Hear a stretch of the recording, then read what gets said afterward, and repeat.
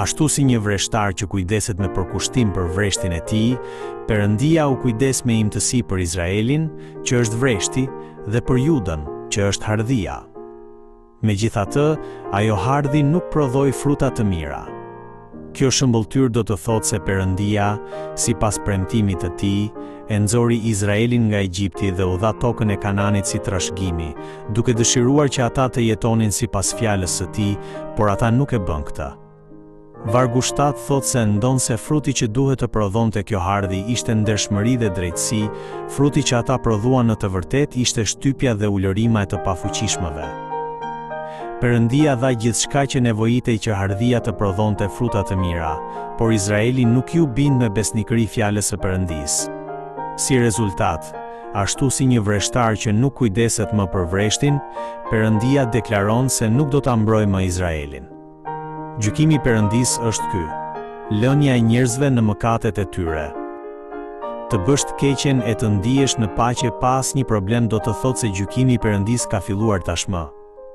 Ai që pendohet në këtë moment është ai që është zgjuar. Nga vargu 8 e tutje, na tregohet konkretisht se cilat me të vërtet ishin rrushët e egër që prodhoi populli i Izraelit.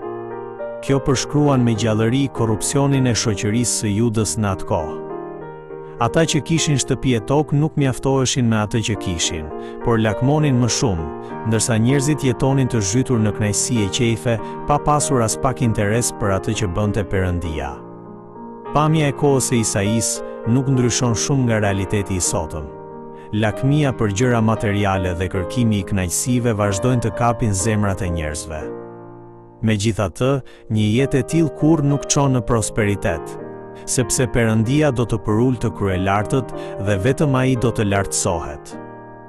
Ajo për të cilën jemi mirënjohës është se, për ne që bijem lehtësisht në lakmi e shturje, Perëndia dërgoi Jezu Krishtin, hardhinë e vërtet. Sepse duke qenë të shartuar tek ai, ne mund të prodhojmë fruta që i pëlqejnë Perëndisë.